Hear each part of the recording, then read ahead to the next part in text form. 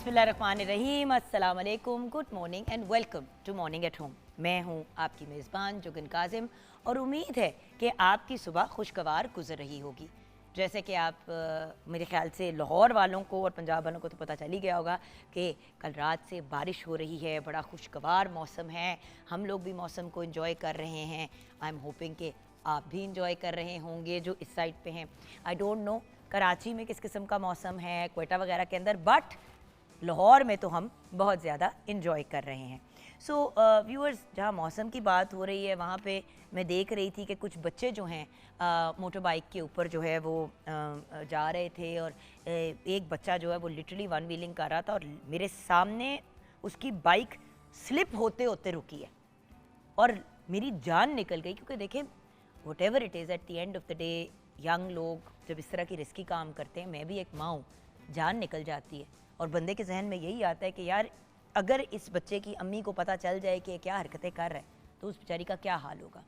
So viewers, आज मैंने उन चीज़ों से रिलेटेड बात करनी है जो हमारी सोसाइटी में बड़ी कॉमन है, जिनको यंग लोग जिनमें मुब्तला होते हैं और जिसके ऊपर हम लोगों ने एज पेरेंट्स नज़र रखनी है। क्योंकि कुछ इसमें ऐसी आदतें हैं जो ज़िंदगी का एक परमानेंट हिस्सा बन जाती हैं और कुछ चीज़ें ऐसी हैं जो आगे जाके बहुत ज़्यादा प्रॉब्लमेटिक हो जाती हैं।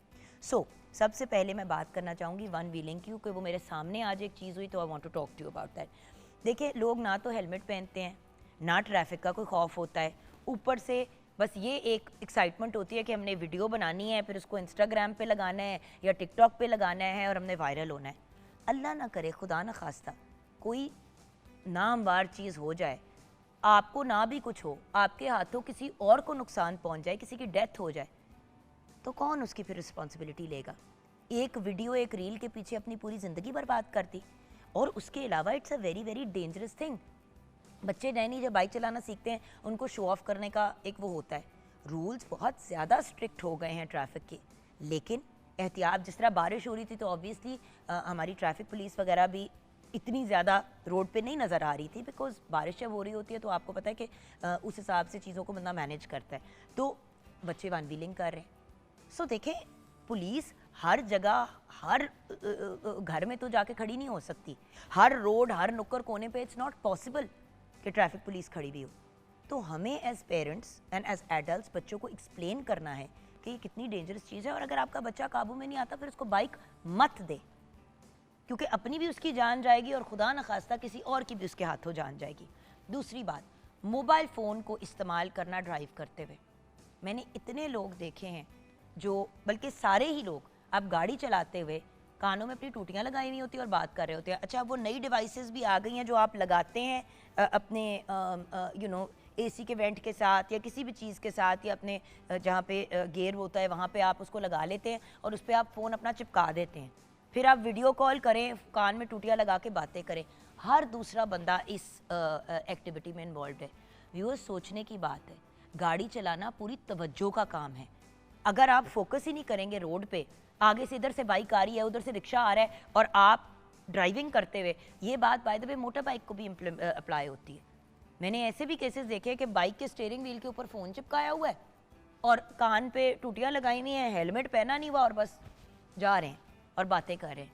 ये कौन सा रोमांस है, ये कौन सी दोस्तियाँ हैं, ये कौन से ऐसे काम हैं जो ज़रूरी हैं कि इसी वक्त इसी मोमेंट पे हों वाइल्ड ड्राइविंग? देखिए, ड्राइविंग फुल तवज्जो का काम है। इट्स लाइक अगर जिस तरह एग्ज़ाम्स हम देते थे, तो एग्ज़ाम जब दे रहे होते थे तो उस वक्त और कोई एक्टिविटी अलाउड नहीं होती थी। ये तो नहीं होता ना कि आप एग्ज़ाम दे रहे हैं, साथ में आप फुटबॉल भी खेल रहे हैं क्लास के, मतलब स्कूल के लॉन के अंदर, साथ में टीचर भी आपको लेक्चर दे रही है, क्योंकि वो टोटल कॉन्सेंट्रेशन का काम है, तो वो आप पूरी तवज्जो से करते हैं।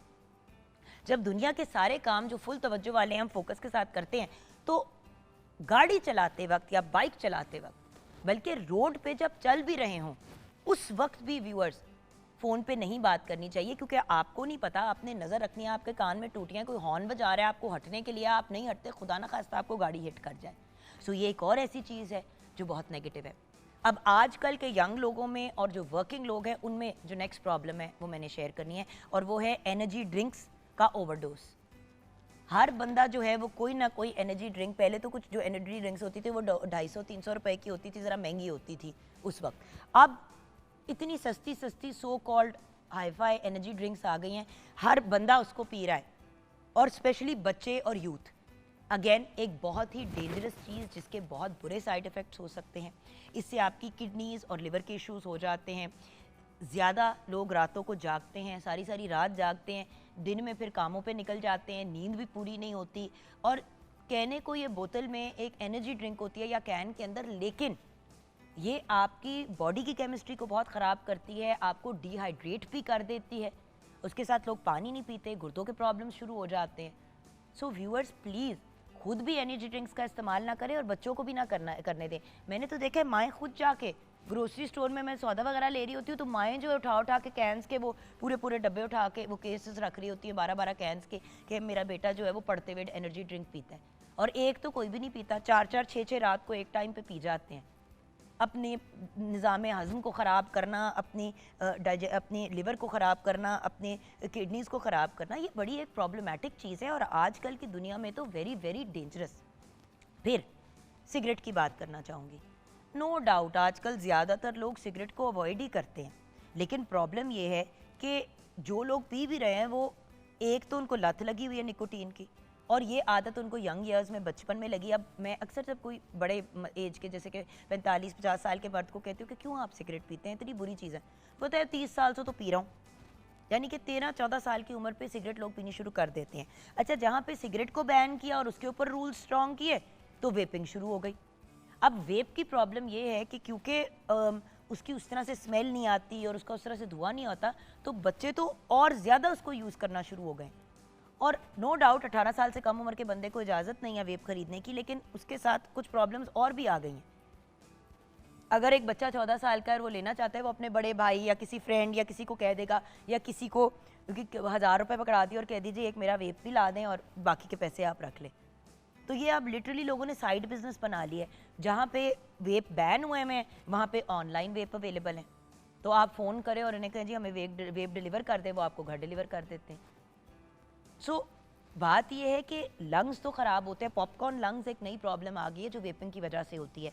सांस के मसाइल और हो जाते हैं और लोगों को लगता है कि वेप करना बड़ी कूल चीज़ है। इस कूल चीज़ के पीछे आप अपना बेड़ा गर्क कर रहे हैं। और बाय द वे, ये सिगरेट और ये वेपिंग, ये गेटवे हैं टू ड्रग्स।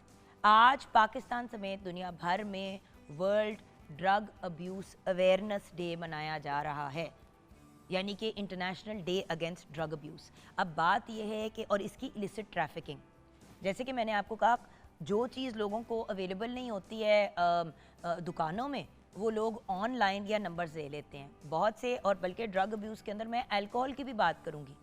पाकिस्तान जैसा मुल्क जहाँ पे अल्कोहल इलीगल है और बैंड है, वहाँ पे भी आप फ़ोने करके लोगों से ऑर्डर करके मंगा सकते हैं। तो कुछ हमने भी इन चीज़ों को चेक्स एंड बैलेंसेस में लाना है। अगर आपको ऐसी किसी सिचुएशन या केस का पता चले, स्कूलों के अंदर बच्चे ही दूसरे बच्चों को, बड़े बच्चे जो हैं वो छोटे बच्चों को ड्रग्स बेच रहे हैं। मुझे याद है कि एक पॉइंट पे हमजा जो स्कूल में पढ़ता था, फिर मैंने उसको स्कूल से ही निकाल लिया।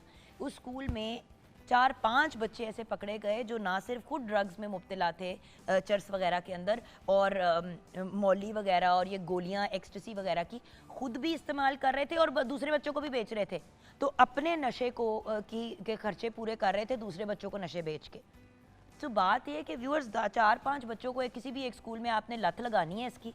यही तो करते हैं ड्रग डीलर्स और और इस किस्म के लोग, ये आदत डाल देते हैं, बच्चे को आदत पड़ जाती है, वो फिर उस चीज़ में मुब्तला हो जाता है, फिर उसको भी इस्तेमाल करना है। पैसे ऑब्वियसली घरों से इतने तो नहीं किसी को मिलते। और यहाँ पे मैं पेरेंट्स को कहूँगी कि आप लोग ख़ास नज़र रखें कि आपके बच्चे आपसे अगर पैसे लेते हैं तो वो कहाँ स्पेंड करते हैं। ज़रूर दें, देखिए जो अफोर्ड करता है साहिब हैसियत है, जितना आपने अपने बच्चों को स्पॉइल करना है करें, लेकिन इतना स्पॉइल ना करें कि वो कहीं ज़िंदगी जीने जोगे ही ना रहें।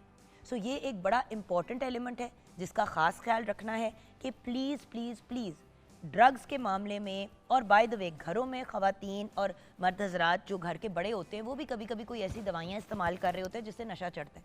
एक ज़माने में लोग कॉफ सिरप ज़्यादा सप्लाई में लेके उसको पीते थे तो नशा चढ़ जाता था। बात यह है कि व्यूअर्स, ये चीज़ें आपके सिस्टम के लिए, आपके ऑर्गन्स के लिए बड़ी डेंजरस है। उसके अलावा जब आपको ऐसी चीज़ की आदत पड़ जाती है तो फिर ज़िंदगी, फिर ये एक बीमारी बन जाती है।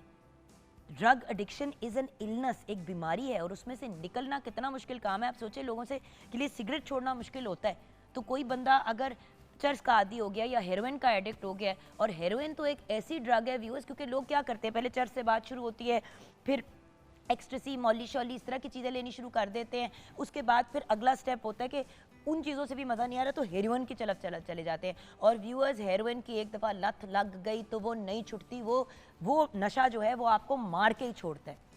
व्यूअर्स, मेरे सामने एग्जाम्पल्स हैं जानने वालों में। और अगर बच भी गए तो फिर आपका दिमाग जो है वो, जो उसका इलाज है और ट्रीटमेंट के थ्रू जब आप निकलते हैं तो आप बिल्कुल एक जैसे बुत बन जाते हैं और आपका दिमाग नहीं काम करता, आपका दिमाग बिल्कुल बच्चों वाला हो जाता है। अगेन, मैं फैक्ट्स की बात कर रही हूँ और आंखों देखी कानों से चीज़ें आपके साथ शेयर कर रही हूँ। ऑब्वियसली किसी की फैमिली या किसी के बारे में बात करना इनकरेक्ट है, लेकिन ये बताना ज़रूरी है कि पेरेंट्स अक्सर कहते हैं वो पाकिस्तान है, पाकिस्तान में तो ऐसा नहीं होता। नहीं होता, कानूनी तौर पे नहीं अलाउड। मगर अगर हमारी जो अथॉरिटीज़ है उनको कोई इन्फॉर्म ही नहीं करेगा तो क्या होगा। पिछले दिनों एक ड्रग डीलर के ऊपर बहुत बड़ा उसको ऑपरेशन हुआ और उसको पकड़ा, और ये पंजाब साइड का एक बंदा था और उसको पकड़ा, और ये चीज़ खबर आम भी हुई। और फिर ये बात बार बार कही गई सोशल मीडिया पे भी, अदरवाइज भी, कि प्लीज़ अगर आप किसी ऐसे बंदे या ऐसे शख्स को जानते हैं, report it to the police. आगे से पुलिस ने उसको हैंडल करना है, वो कैसे करें। आपका नाम लेके तो नहीं, फ़ोन करके कहेंगे ना हमें पता चला आप ड्रग्स बेच रहे हैं, फिर उन पर प्रॉपर इन्वेस्टिगेशन होगी और छापा पड़ेगा और जो भी होगा। सो प्लीज़, अगर आपको पता चल रहा है कि आपके बच्चों के स्कूल में ऐसी चीज़ें हो रही है तो सबसे पहले तो बच्चों के स्कूल की एडमिनिस्ट्रेशन को इन्फॉर्म करें ताकि स्कूल ज़रा कड़ी नज़र रखे। फिर अगर आपको किसी ऐसे बंदे का पता है जो इस तरीके के इस चीज़ में मुब्तला है तो इन्फॉर्म करें। बल्कि आज हम अपने second half of the programme में इसी पे बात करेंगे और आपको गाइड करेंगे। व्यूअर्स, हमारे बच्चे, हमारे नौजवान हमारा फ्यूचर हैं। अगर वो नशई होंगे, एल्कोहलिक्स होंगे तो कहाँ पहुँच जाएगा हमारा मुल्क, क्या होगा। और आप देखें कि हमारी गवर्नमेंट इतने मेजर स्टेप्स ले रही है हमारे नौजवानों को आगे बढ़ाने के लिए, तो उन नौजवानों को ड्रग्स से, वन व्हीलिंग, इन वेपिंग शेपिंग, इन सब चीज़ों से दूर रखना है। मैं मरियम नवाज साहिबा को सलाम पेश करती हूँ as a mother. No doubt वो चीफ मिनिस्टर ऑफ पंजाब है, अल्लाह उन्हें ज़िंदगी दे, सेहत दे, बट बात यह है, and the first chief minister of female chief minister of Pakistan. लेकिन जो वो स्टेप्स ले रही हैं, अब वो इतने एफर्ट्स कर रही हैं पंजाब के यूथ को एक सर्टन लेवल पे, एक जगह पे, बल्कि पाकिस्तान को के यूथ को एक जगह पे पहुंचाने के लिए। हमारा यूथ अगर ड्रग्स और इन चीज़ों में मुब्तला होगा तो दैट्स अ प्रॉब्लम। सो किस तरीके से आगे बढ़ना है, और अगर कोई इस तरह की प्रॉब्लम घर में हो तो आप, ये नहीं हो सकता कि आपका बच्चा नशा कर रहा है आप उसको जेल में डाल दें, उसको आपने फिर प्रॉपर इलाज करवाना है, उसकी ट्रीटमेंट करानी है, क्योंकि फिर वो एक बीमारी बन जाती है। ये अंडरस्टैंड करना ज़रूरी है, क्योंकि नशई को पता ही नहीं होता कि वो क्या कर रहा है। सो इसलिए उसकी ट्रीटमेंट और इलाज ज़रूरी है कि खुदा न खास्ता आगे जाके वो किसी इंसान को नुकसान ना पहुंचा दे। सो इन सब चीज़ों पे बात होगी आगे जाके। अभी किचन में ऑफ कोर्स रुख करते हैं जहाँ पे शेफ आमना लियास हमारा वेट करिए। अस्सलाम वालेकुम आमो। वालेकुम अस्सलाम। कैसी हो? बिल्कुल ठीक। आज तो खैर आमना हमने माइग्रेन पे भी बात करनी है ब्रेक के बाद, क्योंकि ये भी एक बहुत मेजर इशू है, बट ब्रेक के बाद तो खैर किचन का सेगमेंट होगा। मुझे बताओ कि अभी तक जो बात की है उसके बारे में आपकी राय क्या है? बहुत इंपॉर्टेंट आपने इश्यूज़ जो है वो रेज़ किया है, क्योंकि सबसे बड़ा प्रॉब्लम ही हमारा ये है यूथ का आजकल का, कि कूल बनने के चक्कर में और सोशल मीडिया पे बिला वजह की अपनी एक वो जैसे कहते हैं ना धाक बिठाने के लिए या जस्ट अपने पोस्टिंग करने के लिए बच्चे इस तरह की चीज़ों में पड़ जाते हैं, डेयरिंग करने के लिए एक दूसरे के सामने कि यार कर सकते हैं, आप नहीं कर सकते। तो आप ये सोचें कि ये चीज़ें आपकी आने वाली ज़िंदगी में कितना नेगेटिव इम्पैक्ट ला सकती हैं, और बहुत सी ऐसी चीज़ें जैसे आपने मेंशन भी किया कि जिनसे निकलना ही मुमकिन नहीं। कोई भी बच्चा जो है वो सिगरेट या वेप इसलिए नहीं पकड़ता क्योंकि उसको होता है ओए मुझे निकोटीन चाहिए, उसको तो पता ही नहीं है। वो बच्चा एक कूलनेस में या इर्द गिर्द की कंपनी को देख के, या अम्मा अब्बा भी वेप करते हैं तो हम भी ट्राई कर लें, कहानी यहीं से शुरू होती है। उसके बाद आहिस्ता आहिस्ता आहिस्ता आहिस्ता अब इधर एक बड़ी इंपॉर्टेंट चीज़ आती है कि आपका अपने बच्चों के साथ किस किस्म का ताल्लुक है। अगर आपके बच्चे आपके साथ एक खौफ के रिश्ते में हैं तो वो आपके साथ कभी भी शेयर नहीं करेंगे। इसलिए कहते हैं कि आजकल के ज़माने में दोस्तियाँ होनी चाहिए। हम छोटे होते थे, हमें कोई चीज़ खरीदनी होती थी दुकान जाना पड़ता था, या अगर फ़ोन भी करना होता था तो वो डायल करने वाले फ़ोन होते थे। मोबाइल बहुत ज़रा मतलब बहुत नहीं, बट मोबाइल मेरे टीन्स में, लेट टीन्स में जाके आया था। So the point is eight the end of the day जब हम इस किस्म की चीज़ देखते हैं तो उस वक्त इतना ये नहीं होता था कि फ़ोन करो तो ये चीज़ आ जाएगी, फ़ोन करो तो, अब बहुत कॉमन हो गया। अब तो आप ऑनलाइन जाके देखें, वेबसाइट्स है, जो ऑर्डर करना है करें। इसलिए चेक्स एंड बैलेंसेस रखने ज़रूरी हैं अपने बच्चों पे, और उन चेक्स एंड बैलेंसेस का बेहतरीन तरीका है बच्चों के साथ अच्छा ताल्लुक। No doubt. क्या करेंगे? अलमारियों में घुसेंगे, चीज़ें चेक करेंगे। पहले तो ये होता था सिगरेट की स्मेल आ गई हाथों से बालों से तो कहा बेटे सिगरेट पी के आए हो, तो बच्चा डर गया। अब वेप आ गया और नशे भी अब वेप की फॉर्म में आ गए हैं। सो कैसे पता चले? So at the end of the day viewers, we have to be careful. आज का टॉपिक आमना मेरे हम सबके दिल के करीब है। अभी किचन में जब हम जाएंगे तो आमना के साथ मज़ीद इस टॉपिक पर डिस्कशन भी करेंगे कि वो क्या स्टेप्स लेती हैं अपने बच्चों को प्रॉपर्ली गाइड करने के लिए, ताकि इनका ताल्लुक अच्छा और वो गलत कामों में ना मुब्तला हों। ब्रेक के बाद।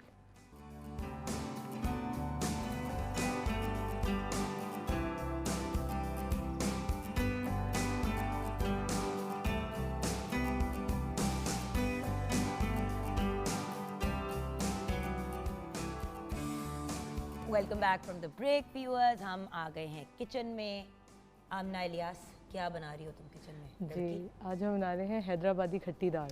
हैदराबादी खट्टी दाल, बिल्कुल। और हैदराबादी खट्टी दाल एक बड़ी ही अमेजिंग दाल है। अब करते ही हैं कि मुझे याद है ये भी तड़के के लिए निकाला है। जी, ये भी तड़के के लिए, ये भी और ये हाँ। अनियन भी। अच्छा, हैदराबादी खट्टी दाल की एक बड़े मज़े की जो चीज़ होती है, जो मैं भी बड़ा एंजॉय करती हूँ, वो ये है कि इसका तड़का सबसे मज़े का होता है। क्योंकि इसमें ये जो है ना, कुछ लोग राई भी डालते हैं वटेवर, ये जो गोल होते हैं साबित सूखा धनिया, साबित सूखा धनिया, ये भी डीप फ्राई किया जाता है जब आप तड़का तैयार कर रहे होते हैं। और इसको इतना फ्राई किया जाता है कि ये क्रिस्पी सा हो जाता है। तो जब आप इसको और ज़ीरे को और लहसुन को और ये हरी मिर्च, लाल मिर्चें ये वाली डालते हैं फ्राई करके, तो बड़ा ही मज़े का उसका डिफरेंट फ्लेवर आता है। और ये दाल ब्लेंड भी होती है। जी। अच्छा, मुझे मेरे काम लगा दो, मैं ये करूँ गरम? हाँ जी, हम क्योंकि इसका तड़का भी इसलिए देसी घी में लगा रहे हैं ताकि एक ज़रा अच्छा ये तड़का है। अच्छा, इसमें क्या करना है? इसके अंदर हमने दालें जो है वो डाल के रख देनी है, थोड़ी सी बॉयल होंगी। जब ये ब्लेंड, उसके बाद हम करेंगे। तो मैं ये दालें डाल के बॉयल दोनों डाल दूँ? जी, दोनों दालें डाल देंगे। अच्छा, चलिए आप अपनी रेसिपी की तरफ आए, तब तक मैं ये दालें बिल्कुल, मैं आपको रेसिपी बता देती हूँ। तड़का अभी तैयार नहीं करना फिर? जी, वो हम अनियन फ्राई कर लेंगे और सारा जो है वो ब्रीफ कर देंगे। तो जब ये रेडी होगी, जब थोड़ी सी ठंडी होगी, इनको ब्लेंड करके फिर उसके बाद इसमें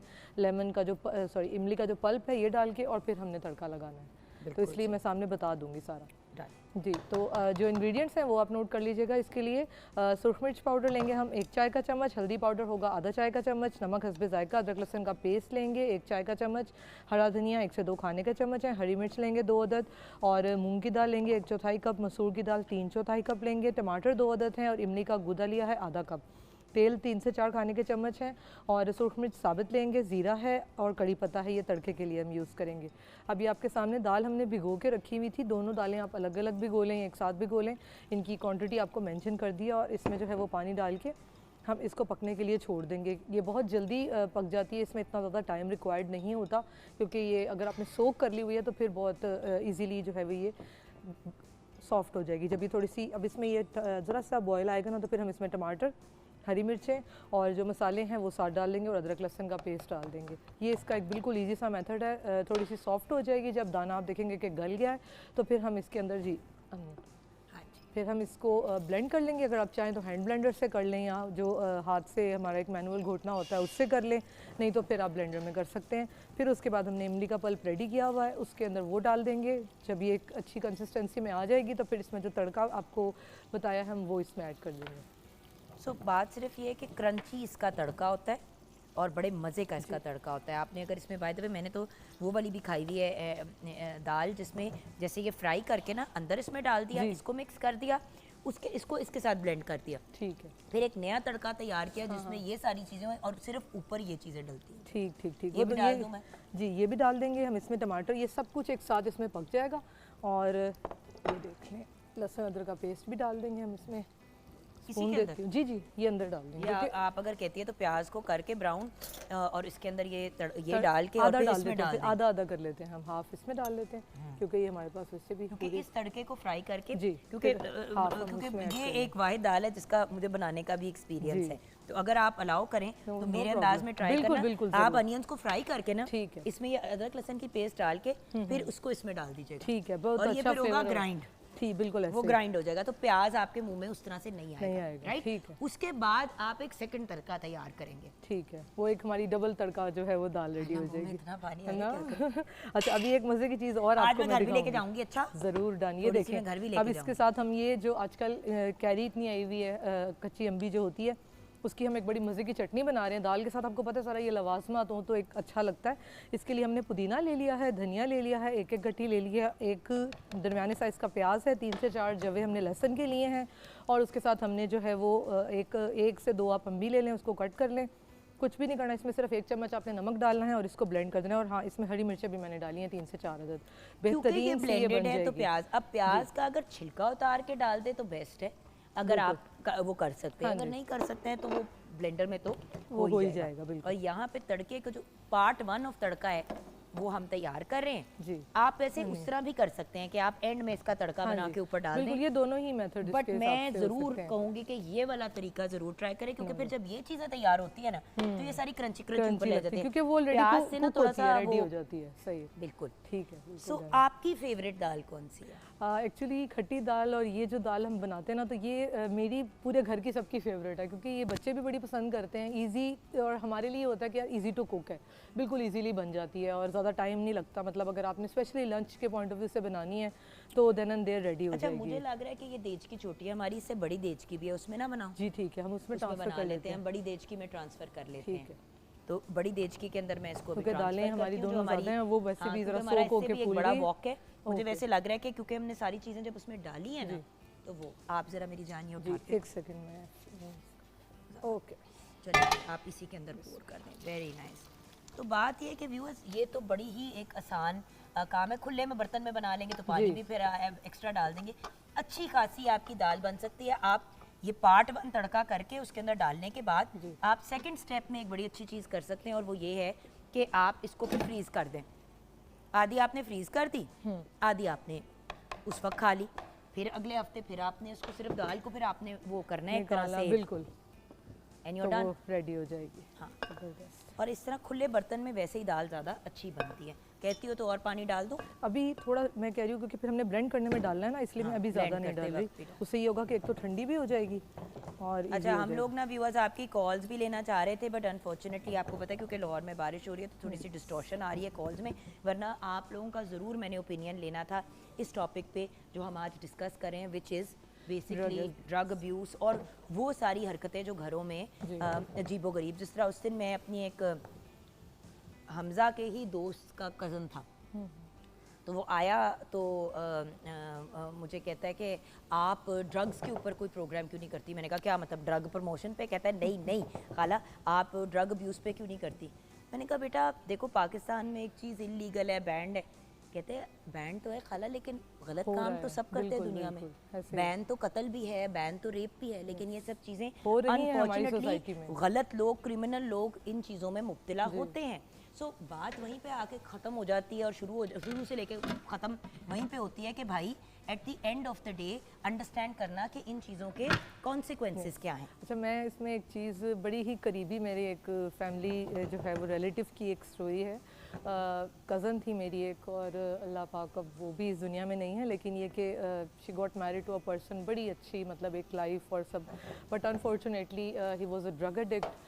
और बिलीव मी इतनी एक स्ट्रगल उनकी रही ओवरऑल, मतलब उनको रिहैब में डाला एंड एक पूरी एफर्ट और वो सारी चीज़ों को लेके।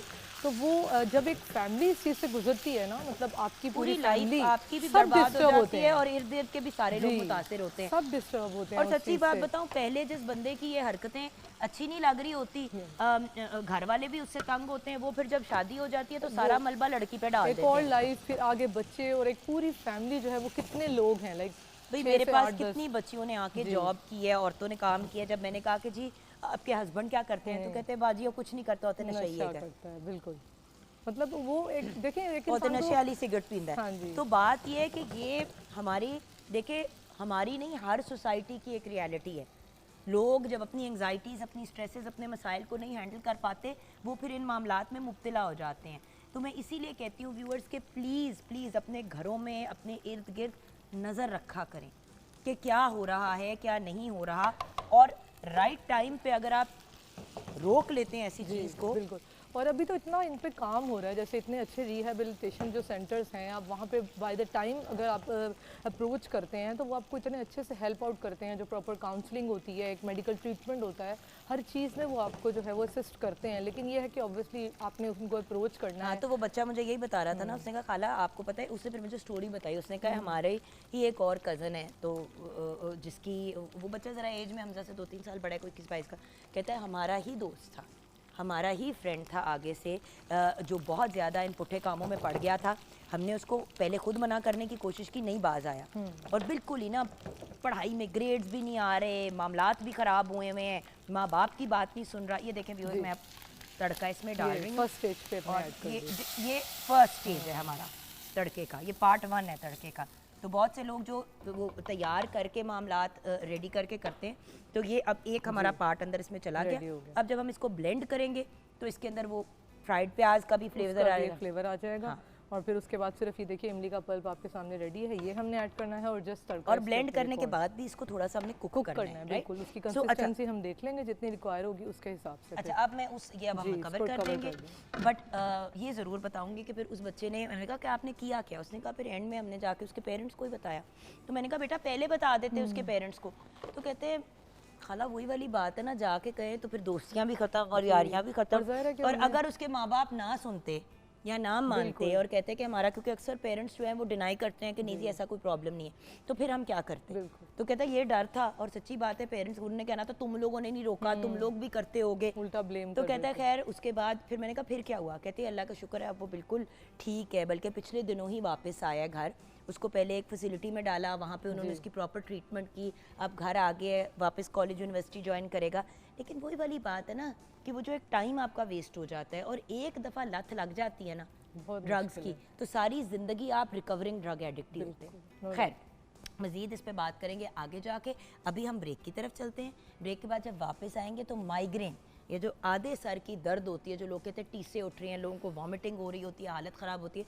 मैं खुद एक माइग्रेन की पेशेंट हूँ, आपको भी माइग्रेन होती है, हमारी टीम में भी बहुत से लोगों को माइग्रेन होती है, और औरतों को क्यों इतनी माइग्रेन होती है मर्दों से ज़्यादा, इस पर भी बात करेंगे ब्रेक के बाद।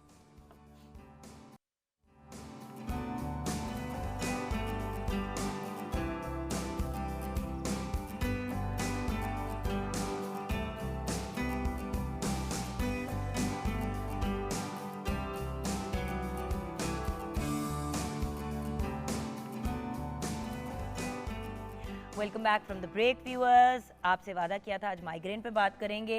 एक्चुअली कुछ दिन पहले प्रोग्राम में लास्ट वीक हम बात कर रहे थे माइग्रेन की, तो बहुत से लोगों ने मैसेज किया कि आप लोग बात तो करते हैं कि माइग्रेन हो जाती है, लेकिन जिस बंदे को आधे सर का दर्द यानी कि माइग्रेन होती है, वो बंदा, उसकी ज़िंदगी अजाब हो जाती है। तो मैं पढ़ के हंस रही थी कि भाई आप मुझे बता रहे हैं, मेरी अम्मी माइग्रेन की पेशेंट, मेरी सारी खालाओं को माइग्रेन का इशू, मेरी फुफ्फुओं को भी माइग्रेन का इशू, हमारी फैमिली में तो सारी जो फीमेल्स हैं ऑलमोस्ट सारी, अल्लाह का शुक्र है कुछ को नहीं भी है, बट ज़्यादातर अगर 100 की बात करें तो 100 में से 80 खवातीन, 80% तो फीमेल हमारी जो फैमिली में है उनको माइग्रेन का प्रॉब्लम है। मुझे माइग्रेन 12-13 साल की उम्र पे शुरू हो गई, मेरी बेचारी बहन को तो 9 साल की उम्र पे माइग्रेन शुरू हो गई। उनको, मुझे याद है उस ज़माने में आपा को हॉस्पिटल ले लेके मामा घूमे कि इसको खो क्या गया है, कहीं कोई अल्लाह माफ़ी दे दिमाग में रसोली कोई इशू तो नहीं है, तो पता चला कि माइग्रेन का इशू था। सो व्यूअर्स, माइग्रेन एक बड़ी सीरियस प्रॉब्लम है, और एक ऐसी चीज़ है कि अगर आपको है तो फिर आप उसी के साथ सारी ज़िंदगी जीते हैं, और जब माइग्रेन होती है तो हिलने जुलने से बंदा फारिग हो जाता है। सो हमने सोचा एक ऐसी ब्रिलियंट पर्सनालिटी को बुलाते हैं जो पेन मैनेजमेंट के स्पेशलिस्ट हैं, जिनका काम ही लोगों को तकलीफ़ से बाहर निकालना है, और ऐसे तकलीफ़ से निकालना कि वो प्रॉब्लम या तो रिकर ना करे या कम से कम डिले पे चली जाए और बार बार ना हो। तो हमारे साथ the brilliant doctor Shahzad Karim Bhatti हैं। डॉक्टर साहब हमारे प्रोग्राम का रेगुलर हिस्सा हैं, department of radiology at Mayo hospital, king Edward medical university में पेन मैनेजमेंट स्पेशलिस्ट हैं। अस्सलाम वालेकुम डॉक्टर साहब। जी वालेकुम अस्सलाम। डॉक्टर साहब थैंक यू सो मच आज वक्त निकालने का। थैंक यू, मुझे बुलाने का बहुत शुक्रिया आपका। डॉक्टर साहब, माइग्रेन, सबसे पहले तो मुझे ये बता दें कि माइग्रेन चीज़ क्या है। देखिए, माइग्रेन होता है कि हम बहुत सारी चीज़ों को ना मिसकंसेप्ट करते हैं। बस हर सर का दर्द जो है वो माइग्रेन नहीं होता।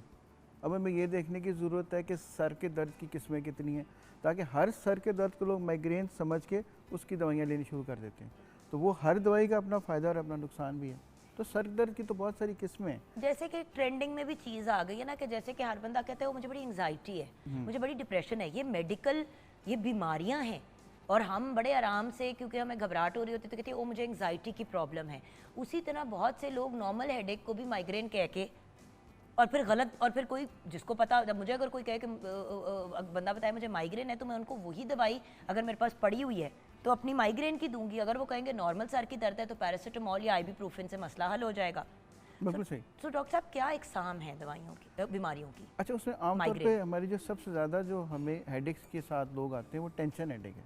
अब मैं आपको छोटी छोटी टिप्स दे देता हूँ कि ये इसको पहचाने कैसे।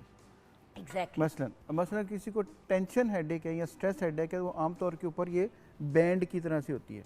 आपको याद है, आपने पुराने ड्रामों में देखा होगा कि खवातीन जब बंदे घर आते हैं तो एक पटका सा बांध के बैठी होती हैं। सो दैट इज़ बेसिकली वो जो पटका टाइप चीज़ होती है, that is the stress headache, tension headache होती है। ठीक है। अच्छा, इसके बाद कुछ हेडेक्स होती है जिसको हम क्लस्टर हेडेक कहते हैं। क्लस्टर हेडेक से मुराद ये होती है कि एक आंख में दर्द होती है और वो पीछे को जाती है और ऐसे जाती है कि जैसे लगता है किसी ने छुरी मार दी हो। आंख का रंग लाल हो जाएगा, उसके बाद उसके अंदर से थोड़ा सा पानी निकलना शुरू हो जाएगा। ये बड़ी कॉमन है, ये जो सुन रहे होंगे उनको पता होगा। तो डॉक्टर साहब मुझे तो इसी तरह होता है महसूस। हाँ, उसको क्लस्टर हेडेक कहते हैं। बट साथ में वॉमिटिंग भी हो रही हाँ, होती वो है। भी हो सकती है। अच्छा, इसके बाद एक होती है साइनस हेडेक। ये जो साइनसेस होते हैं इसके अंदर से पेन निकलती है और वो भी इसी तरह एक साइड पे जाती है। और डॉक्टर साहब उसको तो बड़े आसानी से बंदा गेज कर सकता है। जब आपको सर में दर्द हो रही है और वो साइनस की है, आप जब अपने साइनसेस को दबाएंगे तो 2 सेकंड के लिए आपको सुकून मिल जाता है। तो आपको समझ आ जाती है, क्योंकि मुझे साइनस का भी इशू है। तो मुझे यही डॉक्टर आप जैसे एक भले डॉक्टर ने यही समझाया कि जुगन साइनस की हेडेक के लिए मुख्तलिफ दवाई होती है, माइग्रेन की मुख्तलिफ पहचानना सीखो। यही सबसे पहली बात ही है। अच्छा, इसके बाद कुछ हेडेक्स होती हैं, जैसे किसी को ट्यूमर की हेडेक है, खुदा न खास्ता। जब किसी के दिमाग में कोई रसौली है तो उसकी भी हेडेक होती है, लेकिन वो डिफरेंट होगी। बस उसके साथ चक्कर आते हैं, बस उसके साथ वॉमिटिंग होती है, नजर उसके साथ बाज़ औक़ात दौरा पड़ सकता है, अंधेरा हो जाता है आंखों के सामने। अंधेरा हो जाता है। मतलब जो माइग्रेन उसमें कभी किसी को फिट नहीं पड़ता। अच्छा, माइग्रेन की आमतौर पे होता है कि एक साइड पे होती है, एक साइड, और उसको शुरू होने से पहले हर पेशेंट को पता चल जाता है कि मुझे दर्द होने वाली है। हाँ। और उसके बाद जब वो दर्द फिर एक पीक पे जाती है, और उसके बाद जब दर्द ख़त्म होती है तो उसके बाद भी उसको पता रहता है कि मुझे दर्द हुई थी, अभी भी कोई ना कोई मसला है, मैं टोटल नॉर्मल नहीं हूँ। लेकिन डॉक्टर साहब क्लस्टर हेडेक और माइग्रेन को किस तरह सेपरेट क्लस्टर करें? हेडेक के बाद याद रखें वो एक साइड पे होगी, आंख के पीछे होगी और वो पीछे को जाती है। ठीक है। और इसी जगह पे, और मोस्टली ये मेल्स में होती है। क्लस्टर हेडेक मेल्स में होती है, जो माइग्रेन है वो 4 to 6 टाइम्स फीमेल्स में होती है। मैं यही अब अगला सवाल आपसे पूछने लगी थी कि डॉक्टर साहब जनानियों को, औरतों को क्यों ज़्यादा माइग्रेन होती है? 2 वजह। एक तो हमने क्या ऐसा बुरा किया है दुनिया में जो हमें ही माइग्रेन होती है? अच्छा, एक तो ये कि आपका जो हार्मोनल सिस्टम है सारा, ये इसकी एक बहुत बड़ी वजह है। नंबर 2, ये माइग्रेन का बहुत सारा ताल्लुक स्ट्रेस से भी है। माइग्रेन का बहुत सारा ताल्लुक आपके थोड़े से जो नाजुक सिस्टम है सारे, उनसे भी है। डॉक्टर साहब बहुत सी खवातीन जिनकी साइकिल जब शुरू होने वाली होती है, मेंस्ट्रुअल साइकिल या जिनको पीरियड्स कहते हैं, जब वो होने लगते हैं उससे पहले माइग्रेन हो जाती है। मेरी एक दोस्त है, वो कहती है मुझे पता होता है कि मुझे कब मेंस्ट्रुअल साइकिल शुरू होने वाली है, क्योंकि मुझे उससे पहले 100% माइग्रेन 1-2 दिन पहले हो जाती है। जी बिल्कुल ऐसे ही है। एस्ट्रोजन प्रोजेस्टेरोन का कुछ एस्ट्रोजन का जब लेवल ऑल्टर होना शुरू होता है तो ये बहुत ज़्यादा चांसेस हैं कि ये इसके ट्रिगर हो जाती है, क्योंकि आमतौर के ऊपर इसके ट्रिगरिंग फैक्टर्स हैं जिससे ये ट्रिगर होती है, ये बढ़ जाती है, ज़्यादा देर रहती है, मुसलसल होती रहती है। तो 4 से 6 गुना ज़्यादा खवातीन में ये उसका बहुत बड़ा रोल इनके हार्मोनल इम्बैलेंस से और इसके अलावा बाकी जो हार्मोन से उससे ताल्लुक़ है इनका। डॉक्टर साहब एक ज़माने में कहते थे कि माइग्रेन की वजूह, अच्छा क्या ये मरूसी है? जी बिल्कुल मरूसी है। मैंने जो ट्रीटमेंट किए हैं वो नानी का, उनकी बेटी का, और उसके बाद उनकी 6 साल की बेटी का। और मरूसी पता क्यों? इसलिए कि जो 6 साल की बेटी है वो एग्जैक्टली वही सिम्टम्स एक्सप्लेन करती है जो उसकी अम्मी जब छोटी थी तो वो बताती थी। उसको सिखाया तो किसी ने नहीं, उसको एग्जैक्ट यही लफ्ज़ भी वही बोलती थी कि मुझे यहाँ पे दर्द होती है और वो जिस तरह लगता है जैसे मुझे कोई छुरी मार रहा है। एग्जैक्टली वही लफ्ज़ जो उसको किसी ने सिखाया नहीं। सो ये जेनेटिकली है, ये फैमिलीज़ में होती है, बहनों में होती है, आगे बच्चों में भी हो सकती है। अच्छा डॉक्टर साहब कहते हैं कि खाने पीने की चीज़ों से भी हो जाती है। मुझे याद है मैं छोटी होती थी तो मेरी जब माइग्रेन शुरू हुई तो चॉकलेट बंद कर दी, चीज़ बंद कर दी। मामा ने कहा कि मुझे भी माइग्रेन चॉकलेट और चीज़ से ट्रिगर होती है, तो मेरी चॉकलेट चीज़ बंद कर दी। सच्ची बात बताऊं तो जब माइग्रेन हुई हुई होती है तो वाहिद चीज़ जो खाने का दिल चाह रहा होता है वो चॉकलेट होता है। ट्रिगर होती है, बिल्कुल ठीक है आपने। ये जो चॉकलेट है, चीज़ है, ये फिज़ी ड्रिंक्स हैं, फिर ये डीप फ्राइड चीज़ें हैं, ये तमाम चीज़ें वो हैं जो माइग्रेन को ट्रिगर कर सकती हैं। लेकिन वॉमिटिंग, मुझे आज तक जिस बात की समझ नहीं आई, शायद आप ही बता दें, वॉमिटिंग क्यों शुरू हो जाती है? देखिए, एक चीज़ आपके सर में हो रही है, उसका आपके निज़ाम हज़म से क्या ताल्लुक है? वॉमिटिंग क्यों शुरू हो जाती है? क्योंकि डॉक्टर साहब, सीधी बात है, जब हाल ज़्यादा ख़राब हो और राइट टाइम पे दवाई ना लो, तो माइग्रेन जब बहुत बढ़ जाती है तो फिर टीके भी लगते हैं, और उसके साथ हमेशा वॉमिटिंग का भी टीका लगता है, क्योंकि वॉमिटिंग इतनी हो रही होती है कि अंदर एक कतरा पानी नहीं रहता। ये इसका समझे डिफेंस मैकेनिज्म है, क्योंकि सारा कुछ कंट्रोल तो सर से ही हो रहा है ना, और ये माइग्रेन भी सर में ही हो रही है। तो इसलिए जब माइग्रेन की एक्सटेंट बढ़ जाएगी तो एक हद से ज़्यादा, तो फिर उसका जो समझे जैसे उसका ट्रिगरिंग फैक्टर है कि उससे फिर ये साथ में आपको वॉमिटिंग भी शुरू हो जाती है। हर एक को नहीं होती, थोड़े लोग हैं जिनको होती है, और वो भी उसके जब एक्सट्रीम पे चली जाए तो फिर ये हो सकती है वॉमिटिंग। और this is one part of it. हम जो डायग्नोसिस जब करते हैं तो हम ये हिस्ट्री बाकायदा लेते हैं कि आपको दर्द के साथ वॉमिटिंग होती है कि नहीं होती है, और कई लोगों को नहीं होती और कई लोगों को होती है। It's a part of it. क्योंकि असल बात ये है, आज तक किसी को माइग्रेन का जो एग्जैक्ट सोर्स है और एग्जैक्ट कॉज है वो तो पता नहीं है। हम सब के सब एजम्पशंस करते हैं, अच्छा जी हार्मोन से हो सकती है, थकने से हो सकती है, रोशनी से हो सकती है। यानी कोई एग्जैक्ट हमारे पास रीजन नहीं है नहीं, कि क्यों होती है। नहीं, ये हमारे पास पता है कि diagnosis ही नहीं फैमिलीज है। में है तो होती है, जी। ये पता है कि कुछ खाने पीने की चीज़ों से हो जाता है, जी। कुछ हार्मोनल इम्बैलेंस की वजह से होती जी। है। तो फिर डॉक्टर साहब, कोई ऐसी चीज़ें जो इंसान कर सकता है कि माइग्रेन ना हो या कम हो? अच्छा, कुछ चीज़ें कॉमन हैं। अब जितने कुछ 1000 मरीज़ देखेंगे ना, उनमें कुछ चीज़ें कॉमन है। मसलन अगर स्ट्रेस लेवल किसी वजह से ज़्यादा है, स्लीप पूरी नहीं है, बहुत ज़्यादा है या बहुत कम है।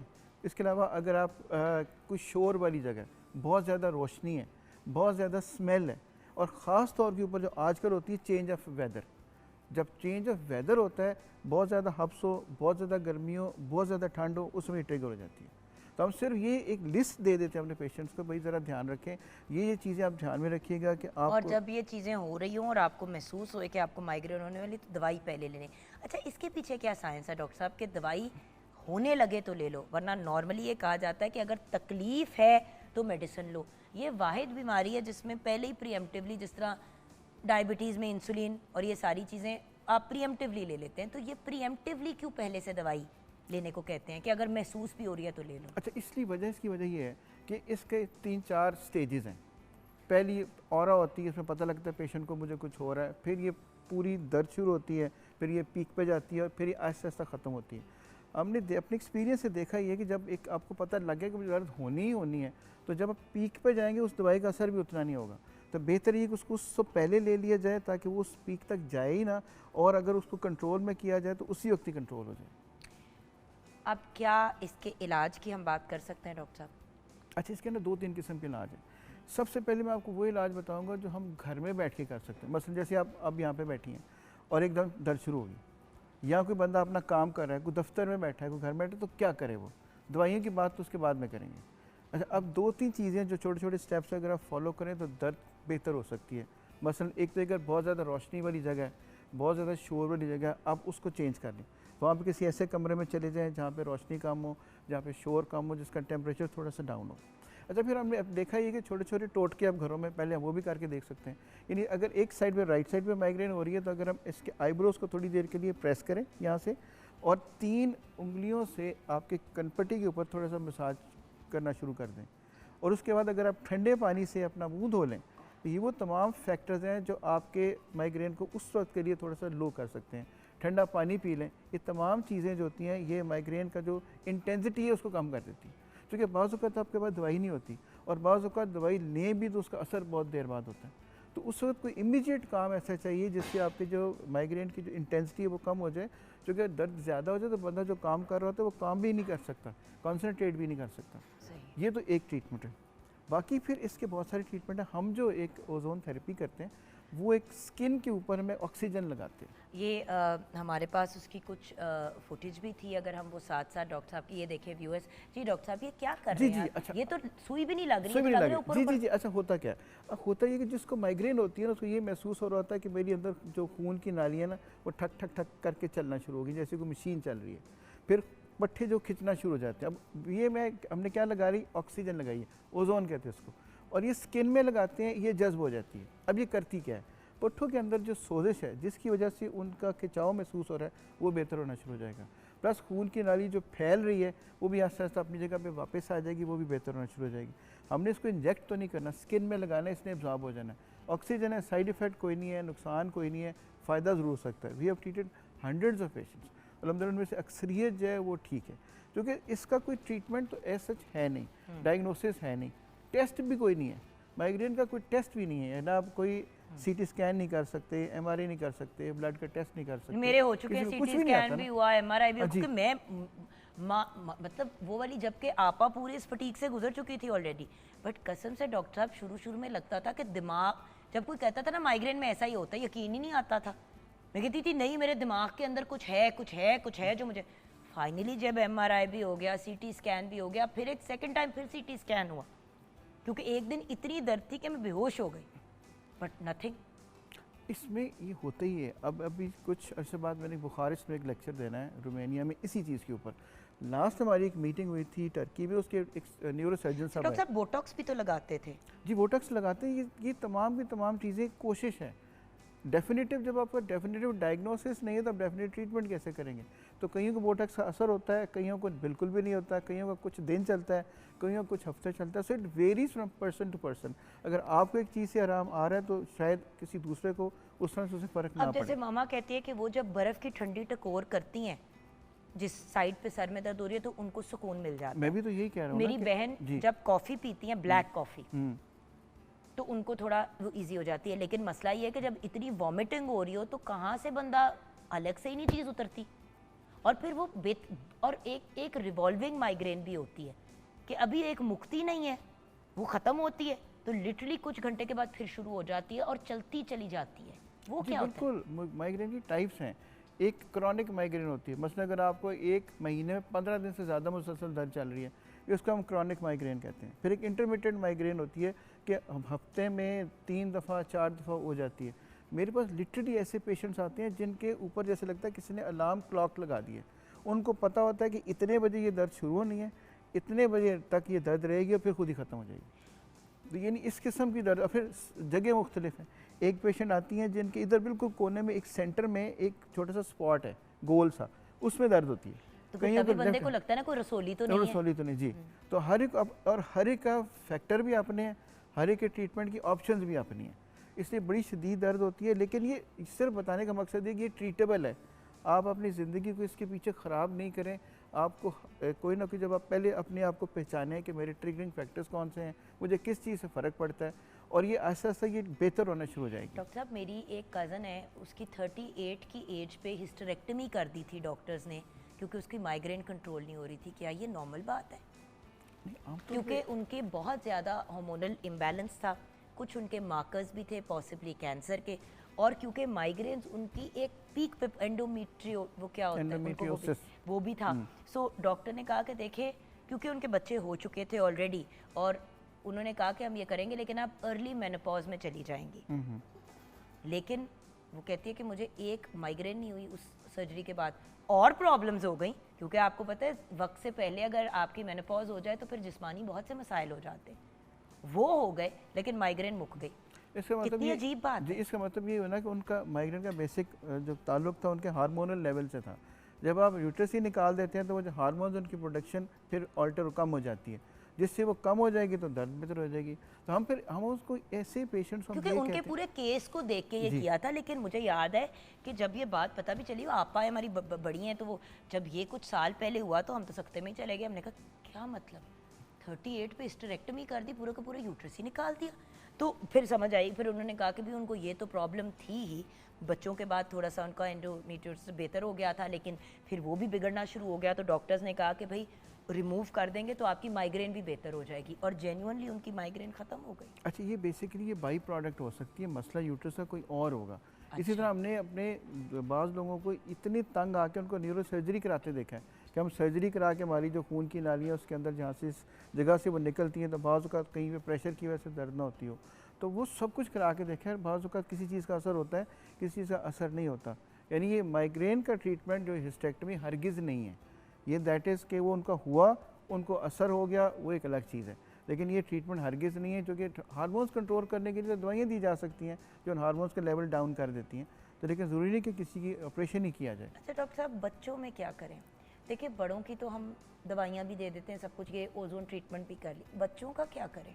दो चीज़ें, एक तो बच्चों को हम ये ओजोन क्योंकि ट्रीटमेंट कभी भी कभी दे 7 सकते साल हैं। की बच्चियाँ चीख रही हाँ, होती हैं अजियत में। और अच्छा सबसे बड़ी बात है उन बच्चों को बिठा के बात करें कि तुम्हें दर्द कब होती है, ट्रिगरिंग फैक्टर तुम्हारे क्या है, उसको समझाएं, उसको एजुकेट करें, क्योंकि हर जो क्योंकि माइग्रेन की दवाई छोटे बच्चों को नहीं दे सकते, जो नहीं, छोटे छोटे बच्चे होते मैं हैं वही 7-8 कह रहा हूँ साल। ना कि आप उनसे जब डिस्कस करेंगे उसको पता लग जाएगा, जब मेरी नींद पूरी नहीं होती, जब मेरा होमवर्क ज़्यादा होता है, जब मैं फ़लाँ चीज़ खाती हूँ, या मैं ज़्यादा टीवी देख लेती हूँ, या ज़्यादा फ़ोन देख लेती हूँ, तो मेरी दर्द शुरू हो जाती है। सो जब तक हम उनको एजुकेट नहीं करेंगे कि आपका ट्रिगरिंग फैक्टर कौन सा है, ताकि उनको for the life to come उनको पता हो कि मुझे किस चीज़ से अपने आप को बचा के रखना है, और दिस इज़ वेरी इफेक्टिव। जो ट्रीटमेंट है उसकी एहतियात में शामिल है। सो आप डेफिनेटली ओजोन ट्रीटमेंट तो रेकमेंड करते हैं? जी बिल्कुल करते हैं 100%। और बोटॉक्स आपके ख्याल से रहता है कारआमद? किसी वक्त रहता है, किसी वक्त नहीं रहता, जैसे लेकिन मेरी एक बोटॉक्स बेस्ट देखिए फ्रेंड ना, उसने कराया था, सच्ची बात है, मैंने यहाँ पे पूरा उन्होंने किया बोटॉक्स, वो मतलब पूरा वो जो सर के अंदर करते हैं व्हाटएवर, सिर अकड़ गया था कुछ अरसे के लिए, लेकिन और तो कुछ नहीं हुआ। हाँ वही है, बोटॉक्स से अपने साइड इफेक्ट्स भी हैं, अपने फ़ायदे भी हैं, अपने नुकसान भी मुझे हैं। ऐसे हर वक्त ना मुझे ये महसूस हो रहा था जैसे मेरे किसी ने सारे ऐसे करके पकड़ा हुआ है, तो और जब इसीलिए तक उसका वो- असर नहीं जी। खत्म हुआ तो मैंने वही कहा डॉक्टर साहब को, मैंने कहा डॉक्टर साहब उल्टा तुसी नया स्यापा पा देता है। उन्होंने कहा देखो जुगन ट्रायल एंड एरर है, हाँ यही है। क्योंकि जड़ नहीं मिल रही ना अभी तक मसले की। तो ये भी हो सकता है ना कि आपको सारा कड़ा याद रह गया हो, तो पेन भूल ही गई हो बीच में। नहीं, माइग्रेन मेरी अल्हम्दुलिल्लाह प्रेगनेंसीज के अलावा तीनों बच्चों की प्रेगनेंसी में नहीं, हसन और नूर की बारी नहीं हुई, मेरी मिसकैरेजेस भी जिन में हुई उनमें भी नहीं हुई। नूर की प्रेगनेंसी जब मैं अपनी बेटी के साथ प्रेग्नेंट थी तो अल्हम्दुलिल्लाह हर हफ्ते माइग्रेन होती थी, और मैं कहती थी मैं कहाँ जाऊँ, और उस वक्त तो आप मेडिसिन भी नहीं ले सकते। बट चलें, अल्लाह का शुक्र है अब कुछ पहले से वो सिचुएशन इन कंट्रोल है। डॉक्टर साहब यहाँ पे क्लोजिंग में आज, क्योंकि जैसे कि मैं आपके साथ शेयर कर रही थी कि पाकिस्तान समेत पूरी दुनिया के अंदर international day against drug abuse and illicit drug trafficking मनाया जा रहा है, आप कोई पैगाम हमारे व्यूअर्स को देंगे? क्योंकि ड्रग अब्यूज़ तो हमारे सारे ही डॉक्टर्स बड़ी इस परेशानी से गुजर रहे होते हैं कि किस तरह लोगों को इस चीज़ से निकालें। 100 बीमारियां वैसे इंसान को होती है, और ये बीमारी तो इंसान अपने आप को ही लगा लेता है, ड्रग एडिक्शन की। हमारे पास जितने पेशेंट्स आते हैं हेडेक्स के साथ भी, माइग्रेन्स के साथ भी, ड्रग का बहुत बड़ा इसमें रोल है। तो मेरा पैगाम सबको यही है कि जितना इससे आप बच सकते हैं बचें, क्योंकि ये सारी ज़िंदगी जो ड्रग्स हमारे पास जो लोग लेके आते हैं, ना सिर्फ अपने आप को बल्कि उनकी सारी फैमिली, उनका फ्यूचर, उनके इर्द गिर्द जितने लोग होते हैं वो इफेक्ट हो रहे होते हैं। और ये ऐसी चीज़ है जिसके ऊपर बंदे का असर भी नहीं, बस भी नहीं चलता, और ये तमाम के तमाम आपके फ्यूचर को भी डिस्ट्रॉय कर देती है। Thank you so much doctor साहब, इंशाल्लाह ऑन एंड ऑफ हम आपको तंग करते रहेंगे। ज़रूर। बड़ा लंबा गैप हो गया लास्ट टाइम से अब तक, we have to keep calling you, because pain तो देखिए डॉक्टर साहब हर जगह की है, लेकिन हर जगह में जो पेन है उसका फ़र्क इलाज है। जैसे माइग्रेन पे आज हमने बात की, अब कुछ लोग होते हैं जिनकी नेक और सर्वाइकल का इशू होता है, एक्सरे शेक्सेस हर चीज़ क्लियर आ रही है, अगला बंदा तकलीफ़ में, अच्छा टर्म उसको फाइब्रोमाइल्जिया दे देते हैं, और फिर मतलब बंदा फिर बेसिकली ये कहा जाता है कि बर्दाश्त करो। तो कोई भी इंसान जो तकलीफ़ में होगा, ना वो अपने घर जुगा होगा, ना वो अपनी फैमिली को टाइम दे सकेगा सही तरीके से, ना वो काम पे अच्छे मिजाज में होगा। जो बंदा पेन में होता है, कहाँ उसका दिमाग सीधा चलता है। अच्छा फ़र्क एक बात याद रखिएगा, हम लोगों में जो पेन मैनेजमेंट के लोग हैं और बाकी लोगों में क्या फ़र्क है। हम लोगों का काम है कि हमने we try to find the cause of pain, pain को ट्रीट नहीं आप करेंगे, मरहम नहीं लगाते, आप जी, उसकी जड़ में जाके उसको हल जब करते हैं। आपकी कॉज पता चल गई और कॉज ट्रीटमेंट हो गई, तो फिर आपको दर्द खुद ब खुद ही ठीक हो जाएगी। So Thank this is the difference between us और any other physician. This is why we like you as an us. Thank you so much doctor साहब, बहुत ब्लेस शुक्रिया। यू। व्यूअर्स, हम ब्रेक की तरफ जाएंगे, ब्रेक के बाद जब वापस आएंगे तो ड्रग अब्यूज़ से रिलेटेड बात हो रही है। अगेन व्यूअर्स, मैं ये नहीं कह रही कि हर घर के अंदर ये प्रॉब्लम है, लेकिन ये प्रॉब्लम कॉमन है, और जितनी टेंशन और एंग्जाइटीज़ लोगों की बढ़ती जा रही है, उतना ज़्यादा वो इस मामले की तरफ आ रहे हैं। बात मैंने आपको बताया सिगरेट से शुरू होती थी, अब सिगरेट लोग नहीं पीते, वेपिंग। पहले ये होता था कि जो नशे हैं वो आपको दूसरे तरीक़ों से करने को मिलते थे, अब तो वेप की फॉर्म में आपको ड्रग्स भी मिल जाते हैं। सो ये एक बहुत बड़ी प्रॉब्लम है, इस पे बात करना और इसका हल ढूंढना हम सबका फ़र्ज़ है एज ए नेशन। ब्रेक के बाद बात करेंगे, आप हमारे साथ रहिएगा।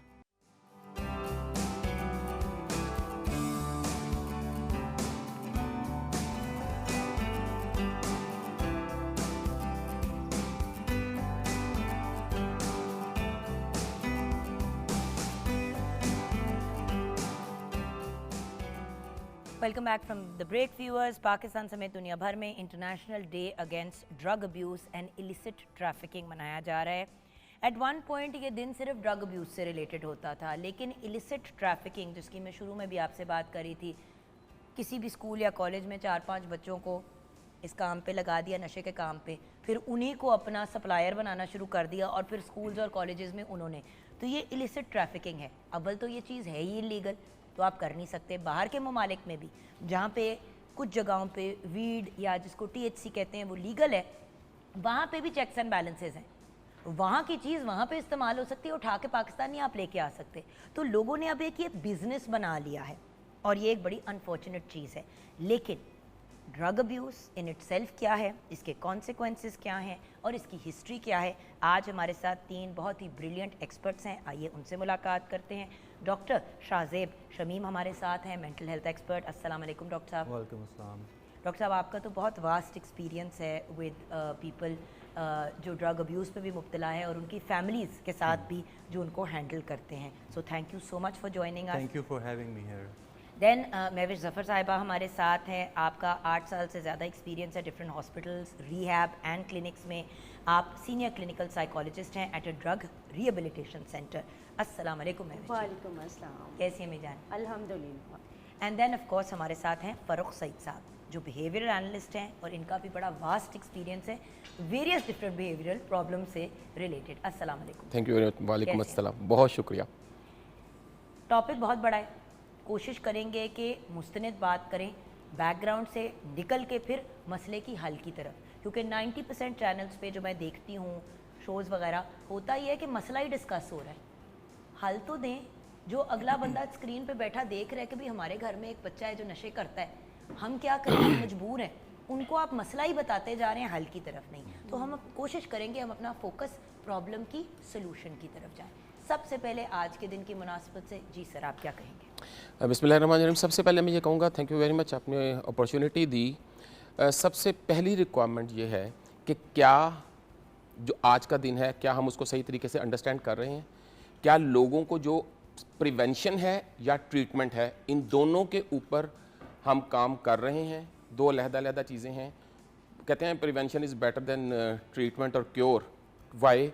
हम बच्चों को शुरू से ही पेरेंटिंग के अंदर किस तरीके से ढालें कि बच्चों के अंदर शेम वाला फैक्टर जो है वो रिलीज़ हो और बच्चे उसके ऊपर अंडरस्टैंड करें कि what is their actual task in the life. जब उससे हट जाते हैं तो उसके बाद फिर वो जब वो गम की हालत में आते हैं, ग्रीफ की हालत में, या अपने आप को वल्नरेबल कंसिडर करते हैं, तो इस तरफ चलना शुरू करते हैं। और आज के दिन के लिए हमारे लिए इम्पॉर्टेंट है कि हम इस बात को पूरे लोगों तक, जितने लोगों तक हम पहुंच सकते हैं, पहुंचाएं कि पेरेंटिंग सबसे ज़्यादा इम्पॉर्टेंट है इस चीज़ से रोकने के लिए। दूसरी चीज़ जो ट्रीटमेंट है, 3 चीज़ें उसमें रोकती हैं हमें आमतौर पे। एक शेम है, एक गिल्ट है, एक डिस्क्रिमिनेशन है। हम उस बंदे को जो बीमार हो जाता है, हम उसको डिस्क्रिमिनेट कर देते हैं अपनी सोसाइटी से। अगर उस बंदे को अपने करीब किया जाए तो I think we can handle this situation better. बिल्कुल सही जी मैम। जी सबसे पहले तो आप तो गढ़ में हैं। बिल्कुल एग्जैक्टली, आप रिहेबिलिटेशन सेंटर में हैं। इस चीज़ के हवाले से, आज के दिन की सिग्निफिकेंस के हवाले से तो मैं ये कहना चाहूँगी कि ये डे ऐसा है कि हर पर्सन को अवेयरनेस देना, हर पर्सन को बताना कि ये जो ड्रग एडिक्शन है इन एक्चुअल क्या है। और आपने एक बड़ी अच्छी स्टार्ट में बात की कि बताते तो सभी हैं, लेकिन इसकी ट्रीटमेंट, इसकी प्रिवेंशन, इसकी क्या ऐसी आगे स्ट्रैटेजीज़ पेरेंट्स जो हैं अडॉप्ट कर सकती हैं और अपने बच्चों को जो है इस एक बीमारी से जो है वो बचा सकती हैं।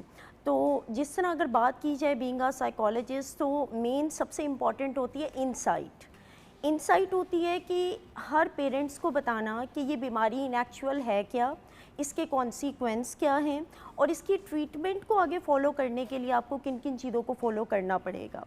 मसला पता है क्या है मैम? जी, सॉरी मैं आपकी बात जी, को जी, कट कर रही हूँ। sure। 90% माँ बाप का हल पता है क्या होता है? जी जी। इसकी शादी कर दो। और उस बच्चे की अपनी ज़िंदगी बर्बादी की डगर निकली होती है, वो फिर अपने साथ टो में लेके अपनी बीवी को निकल पड़ता है। ऐसे अभी ही हम है। किचन में यही बात कर रहे थे, कितनी ख़वातीन मेरे पास जॉब भी कर चुकी हैं, मेरे पास भी आ चुकी हैं, कहती है आप भी कोई काम, कोई चीज़, कोई मैं अकेले बच्चे पाल रही हूँ, तो मैं कहती हूँ आपके हस्बैंड कहाँ हैं, आप तो मैरिड नहीं है? हाँ जी, वो नशेई है, और बात वहीं ख़त्म हो जाती है। ऐसे ही है। इवन कि मैं थोड़ी सी आपकी बात को कंटिन्यू करूँगी कि ड्यूरिंग माय प्रैक्टिस मैंने बहुत से ऐसे केसेस देखे हैं कि जिसमें इवन कि कोई सोल्यूशन नहीं मिल रहा तो बेटे की शादी कर दो। अब अनदर फैमिलीज़ को तो नहीं इतना पता होता, लेकिन ये है कि शादी उनको सोल्यूशन लगता है। इन एक्चुअल ये सोल्यूशन नहीं है। ट्रीटमेंट, प्रॉपर ट्रीटमेंट जो होती है जिसमें रिहैबिलिटेशन का रोल जो है वो बहुत इम्पॉर्टेंट है। रिहैबिलिटेशन प्लस ये है कि प्रॉपर डिटॉक्सिफिकेशन आफ्टर जो एक साइकोलॉजिकली इंडिविजुअल सेशंस होते हैं 1 to 1, जो ट्रीटमेंट को फर्दर जो है किसी की प्रिवेंशन ट्रीटमेंट, प्रोलॉन्ग ट्रीटमेंट जो होती है, जो कि हम कहते हैं कि 2 ईयर्स से अबव जो है आपने ट्रीटमेंट लेनी है, ये मोस्ट इम्पॉर्टेंट चीज़ें होती हैं जो कि मोस्टली लोगों को नहीं पता होती हैं। तो आज का दिन जो है वो बहुत इम्पॉर्टेंट है और इसकी सिग्निफिकेंस ये है कि person should know about how to cure, how to manage this problem. तो ये बहुत इम्पॉर्टेंट। जी सर। देखिए जुगन, आपने बड़ा इम्पॉर्टेंट टॉपिक है आज के दिन के हिसाब से। पहले तो हम ये देख लेते हैं, इसका हिस्टोरिकल पर्सपेक्टिव ब्रीफली देख लेते हैं। चाइना ने 1830s के एंड में ओपियम वॉर लड़ी थी, जिसके बाद फिर उनके अंदर एक चेंज आना शुरू हुआ। फिर यूनाइटेड नेशंस क्योंकि वहाँ पे तो ओपियम डेंस होते थे और आप लिटरली वहाँ पे एक तरह से इलीगली था, लेकिन वो खुले थे डेंस, और वहाँ पे उन्होंने पुलिस को जो भी करके मैनेज किया होता था, वो पुलिस वाले भी वहाँ पे आते थे पूरे, और लोग वहाँ पे आके टून हुए में कुछ नहीं पता कि क्या हो रहा है क्या नहीं हो रहा। It was an endemic over there. जितना असर्टिव एक्शन हिस्ट्री में चाइना ने 1830s में लिया था ड्रग्स के अगेंस्ट, ओपियम के अगेंस्ट, उतना अभी तक यूनाइटेड नेशंस या दुनिया का कोई और मुल्क नहीं ले सका। तो 1980s के एंड में जून 26 को रिलेट किया इन्होंने चाइना के ओपियम वॉर के साथ, और यूनाइटेड नेशंस ने इस डे को सेलिब्रेट करना शुरू किया। और UNODC जो है, United Nation organisation for drug and crime, उन लोगों ने इस डे को सेलिब्रेट करना शुरू किया। लेकिन अगर आप इसकी ग्लोबल पिक्चर देखते हैं और फिर हम लोकल और क्लिनिकल पिक्चर देखते हैं, तो ये एक तो इंटरनेशनली बड़ा स्ट्रॉन्ग ड्रग माफिया है जिसे हम कंट्रोल नहीं कर सकते। इंटरनेशनल इस्टेब्लिशमेंट्स भी उसको कंट्रोल नहीं कर सकती। और दूसरी बात यह है कि इसके आगे यूनाइटेड नेशंस भी बेबस है, इसके आगे ग्लोबल पावर्स भी बेबस हैं। सिर्फ चाइना ने ये जो वॉर है, या गल्फ़ कंट्रीज़ जो हैं, वो इस वॉर में काफ़ी हद तक कामयाब हैं। वो लोग इन्फिल्ट्रेशन नहीं करने देते और बड़े सख्त कवानीन हैं। पाकिस्तान में ये वहाँ पे तो आपको सजाए मौत हो जाती है। आई थिंक सऊदी वगैरह में तो अगर आप, जबकि मैं एक मज़े की बात बताऊँ, वहाँ पे भी लोग ड्रग्स कर रहे हैं, लेकिन बहुत छोटे स्केल पे, क्योंकि ये सिर्फ वो हैं जो बहुत ही कोई हाई फाई और उन्होंने कोई बड़ी चालाकियों के थ्रू कर लिया। बट ये नहीं है कि जिस तरह कुछ जगहों पे तो आम चल रहा है कि बच्चे हर रोज शाम को बैठ के चरस पी रहे हैं। और एपिडेमिक नहीं है। पाकिस्तान में 1980s से पहले कोई कैनाबिस के, हेरोइन के केसेस नहीं थे। सिर्फ अल्कोहल थी अवेलेबल पाकिस्तान में, जिसको लोग मिसयूज़ करते थे, और वो भी रेयर केसेस में। 1980s से पहले 80s के बाद, अफगान वॉर के बाद ये इन्फिल्ट्रेशन ड्रग्स की शुरू हुई। अब हम इसको देखते हैं कि इसके जो सोशोलॉजिकल और साइकोलॉजिकल पर्सपेक्टिव्स हैं, या मेडिकल और साइकाट्रिक पर्सपेक्टिव्स हैं, वो क्या हैं। इसमें सबसे बड़ा चैलेंज, जैसे फ़ारूक साहब ने कहा और महविश ने कहा, कि इसमें जो फैमिलीज़ का रोल है वो सबसे इंटेग्रल है। वो बड़े हेल्पलेस हैं, और फैमिलीज़ जो हैं वो इसलिए हेल्पलेस हैं क्योंकि बच्चे जो आजकल टीनेजर्स हैं, यंगस्टर्स हैं, वो पीयर प्रेशर में ये करते हैं। लेकिन एक और चीज़ भी देखनी है हमें कि ये सिर्फ एक ऐसी बीमारी नहीं है जिसे अब स्टिग्मेटाइज लोग समझते हैं। आप कॉर्पोरेट टाइकून्स को देखें, सेलिब्रिटीज़ को देखें, आप जितने भी प्रोफेशनल एलिट्स को देखें, they all take fashion using consuming drugs. लेकिन फिर वही लोग हैं जो जब उनके मामलात ख़राब होते हैं तो वो फिर पब्लिकली अनाउंस करके रिहेबिलिटेशन सेंटर में जाते हैं, फिर इलाज की तरफ भी जाते हैं। हाँ, देखिए हम इस चीज़ से एक चीज़ सीख बहुत कम बोर्ड लोग ऐसे जो इसको देखिए, लेकिन ओन सर करते बात पता है क्या है, अगर कोई इंसान, अगर 8-10 लोग भी गए हैं रिहेबिलिटेशन की तरफ और वापस आए हैं एक नॉर्मल जिंदगी की तरफ, तो फिर माशाल्लाह। अब जिस तरह वो मैथ्यू, क्या था उसका नाम, वो जो फ्रेंड्स में थे, हाँ वो भी था। उसके अलावा बहुत सारे जो फ्रेंड्स में चैंडलर का कैरेक्टर प्ले करते थे, what a brilliant actor, what a brilliant artist, but सारी जिंदगी ड्रग अब्यूज के साथ डील ब्रिटनी किया। स्पीयर ने कैनाबिस इंड्यूस साइकोसिस को बहुत अरसे तक सफ़र किया है, और हॉलीवुड में, बॉलीवुड में बेपनाह स्लैब्स हैं जो इससे फाइट करते जब तक हम रहे। इसके इलाज को आम नहीं करेंगे और इसका स्टिग्मा नहीं हटाएंगे डॉक्टर साहब, तब तक चीज़ें नहीं सीधी होंगी। वो इसलिए नहीं हटता क्योंकि जो मिसयूज़ है, अगर पावर की मिसयूज़ है, पैसे का मिसयूज़ है, सोशल स्टेटस का मिसयूज़ है, तो लोग उसको एक फैशन कंसिडर करते हैं, लेकिन जो ड्रग का मिसयूज़ है, जहर लोग खाना उसको कौन सा फैशन है? Of course. अच्छा सॉरी, वो अगेन आई अपना मैं बहुत ही वो एक नेगेटिव पर्सपेक्टिव दे रही हूँ, जजमेंटल सा।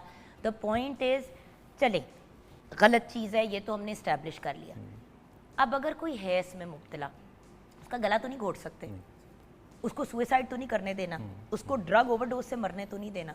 सबसे पहला स्टेप तो ये है उसके बिहेवियर में कौन सी चीज़ रिकग्नाइज करे। एक तो ये भी तो स्यापा डॉक्टर साहब चल रहा है उसमें 4-5 चीज़ें बड़ी इंपॉर्टेंट हैं। बिकॉज देखिए आजकल एक बहुत बड़ा प्रॉब्लम है, हर बंदा कहते हैं बच्चों को स्पेस दो। पहले होता था हम लोग अपनी बच्चों की नासों में घुसे होते थे, हमारे पेरेंट्स तो ऐसे थे। अब ये कहते हैं बच्चों को स्पेस दो, बच्चों को प्राइवेसी। प्रॉब्लम ये है कि इतनी स्पेस और प्राइवेसी का मसला हो गया है कि आप साइंस मिस कर जाते हैं। तो पहले बिहेवियर के पॉइंट ऑफ व्यू से and then will come down this way. आप बताइए सर कि बिहेवियर के पॉइंट ऑफ व्यू से वो क्या चीज़ें हैं जो नोट करनी चाहिए, सबसे जिसमें पहले आपके अलार्म बेल्स चलने चाहिए कि इधर मसला, चाहे वो बच्चा हो चाहे वो बुजुर्ग हो, वो क्या चीज़ें? मैं 2 चीज़ें पहले बताऊंगा कि ये मैडम ने बताई कि शादी कर दो इसको, marriage is not a rehabilitation centre, so we should be thinking on that thing. तो मसला मज़ीद बढ़ जाएगा, कम नहीं होगा। अच्छा, सबसे पहले मैं इसके ना कॉज और उसके इफेक्ट की तरफ आऊँगा। जब एक बच्चा छोटा होता है ना, 3-4 साल से लेकर 9 साल तक, तो उसको कहा जाता है दरवाज़ा मत खोलो, पागल मत बनो, बेवकूफ़ी मत करो, बाहर मत जाओ, तुमने ये मेरी बेइज्जती करवा दी है। अब ये जो ना का लफ्ज़ है ना, नो का लफ्ज़, we talk regularly with our child. 9 साल की उम्र तक मैंने एक दिन कैलकुलेट किया था, मैंने कम से कम 6 लाख दफ़ा नो सुना था। और नो वो लफ्ज़ है जो मेरा ब्रेन प्रोसेस नहीं करता। और सबसे बड़ी बात यह है कि आप कहे ना कि हाथ, don't think about an elephant, Yes, तो सबसे पहले दिमाग में हाथी एलिफेंट ही आता है। आएगा। Exactly. सबसे पहले एलिफेंट आएगा। अब ये जो नो का फिक्रा है, उसने ब्रेन के जो न्यूरल कनेक्शंस हैं वहां जाके वो बैठ गया। Now the brain is in survival mode. जब सर्वाइवल मोड में आप होते हैं तो आप रिस्क नहीं लेना चाहते। अब लेकिन बॉडी को ये चाहिए कि मुझे सुकून मिले, तो उसको क्रेव बढ़ता है।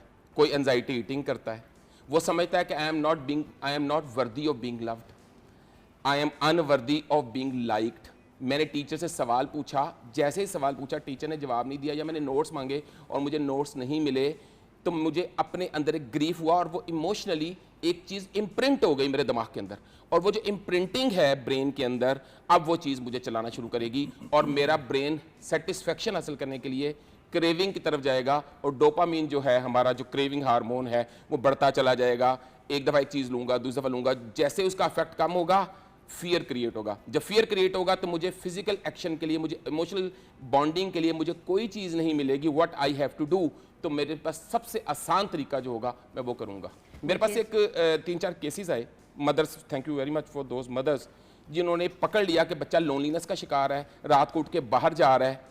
और मैंने जब उस बच्चे के साथ पहले दोस्ती करना, it's very difficult for us also कि उसके साथ दोस्ती कैसे करें। फ़ोन पे हैं, पाकिस्तान में या पाकिस्तान से बाहर हैं, आहिस्ता आहिस्ता करके उसके साथ दोस्ती की और उसके साथ इमोशनल मिररिंग करके इतने करीब हो गया मैं बच्चों के कि बच्चे ने खुद ब खुद बोल दिया कि मुझे ये प्रॉब्लम है अपने पेरेंट्स की तरफ से।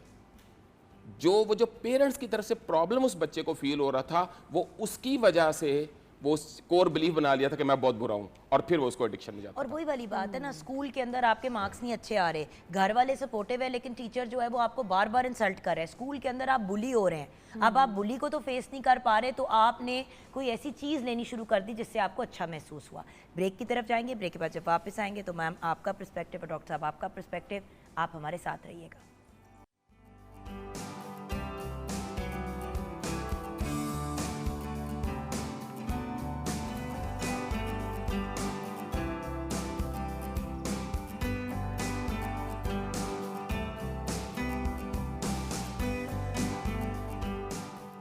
Welcome back from the break viewers. आइए किचन में नज़र डालते हैं। जी शेफ आमना। जी, हैदराबादी खट्टी दाल रेडी है, साथ में वाइट राइस है, कचुम्बर सैलड, और जो हमने चटनी बनाई है वो भी। Wonderful, thank you so much. अब because she is also a mother, Amna is also a mother, I am also a mother, हम क्योंकि गाइडेंस की तरफ जा रहे थे कि व्हाट टू डू, वो आपने तो सर बता दिया कि ये कुछ क्यूज़ हैं जिनके ऊपर हम नज़र रख सकते हैं। और खुदा का वास्ता शादी करना इस मसले का हल नहीं है, बल्कि ऐसे बंदे की तो तब तक शादी नहीं होनी चाहिए जब तक वो रिहेबिलिटेट होके एक सर्टन पीरियड रिहेबिलिटेटेड गुजार दे, क्योंकि ज़्यादती है। और अगर करें भी ऐसे बंदे से, अपने लड़के से अपनी किसी बच्ची की शादी, तो पहले इस इंफॉर्मेशन के साथ करें। उस लड़की की चॉइस होनी चाहिए थी कि क्या वो इस किस्म की इशू को टेक ऑन करना चाहती है कि नहीं। जी महविश बताइए। जी थोड़ा सा मैं इस बात को कंटिन्यू करूँगी कि एक जो भी हमने पॉइंट डिस्कस किया है बहुत इम्पॉर्टेंट, कि शेम का, शेम जो अमूमन देखा गया है कि ड्रग एडिक्ट जो होते हैं, ड्रग एडिक्शन में प्रीवियसली चाइल्ड हिस्ट्री में हमें शेम के एलिमेंट बहुत नज़र आते हैं कि कहीं ना शर्मिंदगी, व्यूअर्स शर्मिंदगी, एग्जैक्टली शेम मतलब कहीं ना कहीं कि तुमने ये गलत काम किया है, तुम बुरे हो, बच्चे से कोई गलत हो गया है या गलती से उससे कोई ऐसा काम घर में हो गया है। फॉर एग्जांपल वो स्कूल गया है, कुछ बच्चों के साथ मिलके उसने सिगरेट पी ली या कोई ऐसा उसने कर दिया, घर में कंप्लेन आ गई, तो मदर बजाय कि वो कम्युनिकेट करें, काउंसल करें, एक प्रॉपर तरीके से एक अच्छी बाउंडिंग क्रिएट करें माँ बच्चे के बिटवीन। अनफॉर्चुनेटली हमारी सोसाइटी में कई लेवल पे ऐसे होता है कि बच्चे के साथ ऐसा बिहेवियर होता है कि वो अपनी फैमिली, अपने घर वालों से फ्लक्चुएट हो जाता है। वो फ्लक्चुएशन जो है उसको कुछ ऐसी पर्सनालिटी शेपिंग उसकी कर देती है कि वो आहिस्ता आहिस्ता उन फ्रेंड्स, उन गैदरिंग्स, उन लोगों में अट्रैक्ट होता है जो ऑब्वियसली नॉट श्योर कि किस तरह उसे किस डायरेक्शन में लेकर जा रही हैं। पेरेंट्स और बच्चे के बिटवीन जो एक गैप होता है ना, communication gap, it create a huge level की वो जो जिसे कहते हैं प्रॉब्लमेटिक चीज़ें एक बच्चे की पर्सनालिटी में क्रिएट करती है। और with the passage of time जब वो ड्रग्स का इस्तेमाल करता है, और ड्रग्स में मोस्ट इम्पॉर्टेंट अभी जो हमने बात की है डोपामाइन की, उसे प्लेयर फील होता है स्टार्टिंग में और वही प्लेयर उसे डिपेंडेंसी की तरफ ले जाता है। जो बंदा तकलीफ में उसको तो सुकून चाहिए, उसे जैसे आपको दर्द होती है तो आप पैरासिटामोल ले लेते हैं कि आपकी तो पेन कम हो जाए, तो वो अपनी जहनी दर्द को नहीं मैनेज कर रहा होता, वो सुकून की तरफ भागेगा। अब उसमें वो जो एक पॉइंट बहुत अमूमन मेरे पास केसेस में देखने में आया है कि बच्चा जब पेरेंटिंग से दूर होता जाएगा तो वो इन चीज़ों की तरफ उसकी डिपेंडेंसी बढ़ेगी, ड्रग्स की तरफ उसे सुकून मिलेगा। अब वहाँ पे जैसे जैसे उसका एज बढ़ रही है, बिहेवियर मॉडिफाई होने के बजाय बिहेवियर बहुत ज़्यादा डिसरप्टेड हो रहा है, बहुत ज़्यादा प्रॉब्लम क्रिएट हो रही है। साइकोलॉजिकली उसके अंदर एंजाइटी बजाय वो रिड्यूस होने की एंजाइटी बढ़ती जा रही है। डिप्रेशन, सैडनेस, पैनिक अटैक, और बहुत ये से जब आप ड्रग्स वगैरह ले रहे होते हैं तंग आके फाइनली, तो जब एक पीरियड के लिए आपको सुकून मिल रहा है, आप नशा उतर रहा है, फिर आप टेंशन एंजाइटी में जा रहे हैं, तो फिर उसे कंट्रोल करने के लिए अगला ले लेता है, और फिर बड़ी दफ़ा आप केसेस देखते हैं ओवरडोज के जिसमें फौत भी हो जाते हैं यंग लोग। लेकिन मैडम ने जैसे बच्चों की बात की, एडल्ट्स में भी तो प्रॉब्लम है।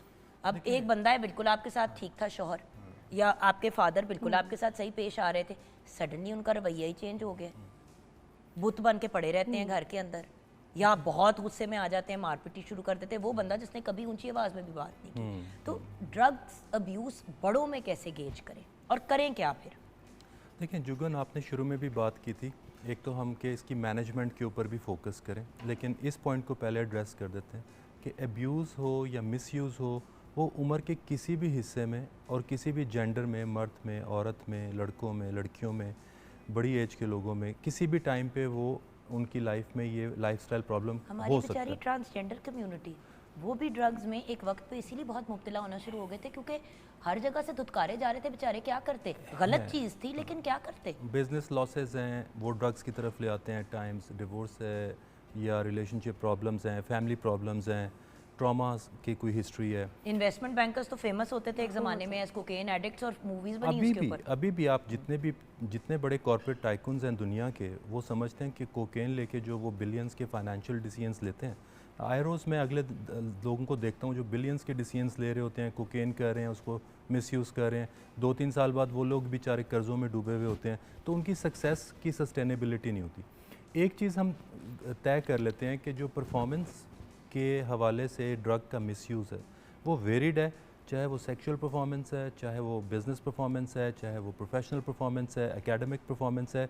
इसकी शुरुआत, या इवन जो लव एडिक्शन है, that is also a very common form of addiction. तो जितने भी ये प्रॉब्लम्स हैं ये सारे इंटर रिलेटेड हैं एक दूसरे के साथ। जो मैनेजमेंट है, आपने शुरू में एक बात की थी जुगन के, इसकी हमें मैनेजमेंट देखनी है। We all the times talk about the problems. क्योंकि घर पे आप इस मसले को, एक दफ़ा वो बंदा मुब्तला हो गया तो उसको फिर आपने इलाज के लिए लेके जाना है मुस्तनिद डॉक्टर के पास, रिहेबिलिटेशन सेंटर में। मैं हाथ जोड़ रही हूँ व्यूअर्स, मैंने अपनी आंखों से 2-3 ऐसे केस देखे हैं जहाँ पे एक केस में लड़के ने सुसाइड कर ली क्योंकि वो इतना पागल हो रहा था बेचारा, और 2 केसेस मैं ऐसे जानती हूँ जिसमें अब आप उन लोगों को मिले जो पहले ड्रग में, घर वालों ने उसको खुद हैंडल करने की कोशिश की, वो बोलता है, रालें टपक रही हैं, उनसे बात तक नहीं हो रही, क्योंकि ये एक मेडिकल प्रॉब्लम है। एक तो हमारा जो पर्सपेक्टिव है कि ऐसे पेशेंट को ट्रीट करना है, इस पैराडाइम को हमें थोड़ा चेंज करना होगा। इसकी मैनेजमेंट है, जैसे डायबिटीज़ है उसकी एक मैनेजमेंट है, उसका मुकम्मल क्योर नहीं है, लेकिन लोग अगर शुगर कंट्रोल करते हैं, डाइट कंट्रोल करते हैं, मेडिसिन लेते हैं, लाइफस्टाइल चेंजेस लेके आते हैं, तो वो 2-3 साल में इस पोजीशन में आ जाते हैं कि अपनी डायबिटीज़ को मैनेज करने की वजह से अपनी लाइफ नॉर्मल तरीके से गुजारते हैं। सब्सटेंस मिसयूज़ भी बेसिकली एक मैनेजेबल डिसऑर्डर है, it's not a treatable disorder. एक तक शख्स 5 साल तक भी सोबर रह सकता है, लेकिन उसके बाद वो रिलैप्स कर सकता है। तो इसकी सबसे पहले फैमिली या अगर टीचर्स या कोई भी दोस्त किसी भी जगह पे देखते हैं कि ये हम सब में से, हम सब लोग प्रोन होते हैं इन चीज़ों के, डिपेंडेंस की तरफ जा सकते हैं, मिसयूज़ की तरफ जा सकते हैं। अगर ऐसा होता भी है तो इसे मैनेजमेंट पर्सपेक्टिव से देखा जाए, ट्रीटमेंट या स्टिग्मेटिक पर्सपेक्टिव से ना देखा जाए। This is not infection which will go over after few days after the administration of antibiotics और समथिंग। मैनेजमेंट है, उसमें आप रेगुलर मेडिसिन की मैनेजमेंट है, काउंसलिंग के थ्रू मैनेजमेंट है, लाइफस्टाइल के थ्रू मैनेजमेंट है, सोशल एंड फाइनेंशियल कंट्रोल्स के थ्रू मैनेजमेंट है।